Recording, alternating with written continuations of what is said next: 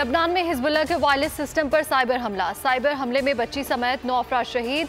Hezbollah के अहलकारों समेत 2785 लबनानी जख्मी हो गए हैं। लबनान के वज़ीर सेहत ने कहा कि दर्जनों अहलकारों के पास मौजूद फोन सेट फट गए। अरब मीडिया के मुताबिक जख्मियों में लबनान के लिए ईरानी सफ़ीर मुश्तबा अमानी भी शामिल हैं। बेरूत के अस्पतालों में इमरजेंसी नाफिज कर दी गई। शहरियों से खून के एहतियात की अपील की गई है। शोहदा की तादाद में इजाफे का खदशा है।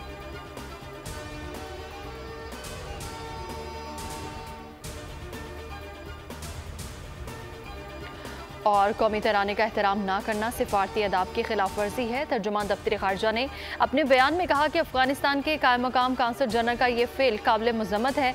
हम इस्लामाबाद और काबुल दोनों में अफगान हुकाम तक अपना शदीद एहतजाज पहुंचा रहे हैं।